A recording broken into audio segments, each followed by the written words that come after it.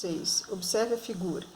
Tem um paraquedista, o peso dele sempre para baixo, no nosso referencial, que o certo é para o centro da Terra. A força de resistência do ar.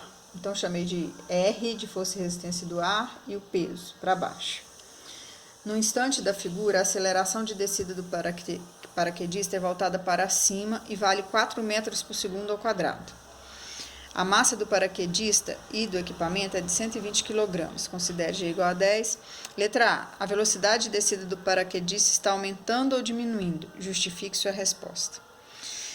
Se ele tem uma aceleração voltada para cima e a tendência dele é descer, então ele está descendo desacelerado, vamos dizer, freado. Ele tem uma força de resistência para cima.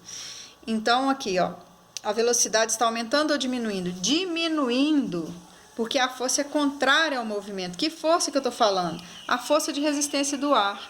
A força de resistência do ar, ela é contrária ao movimento, então está diminuindo.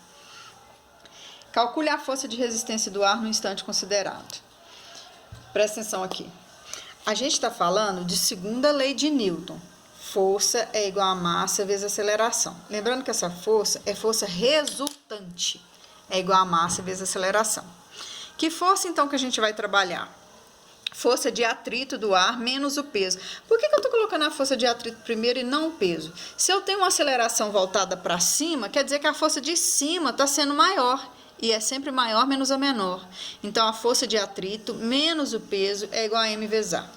Força de atrito menos o peso é massa vezes gravidade. Então, aqui é 120, que é a massa do conjunto, e o 10 da gravidade.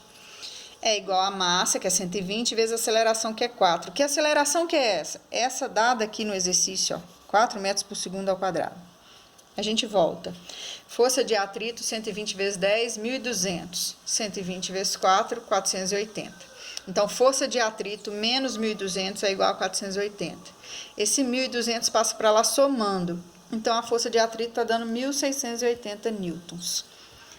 Na C, responda o que acontecerá com o movimento do paraquedista quando o valor da força de resistência do ar tornar-se igual ao peso do conjunto. A gente, então, está falando de movimento retilíneo uniforme. Então, eu estou falando de inércia.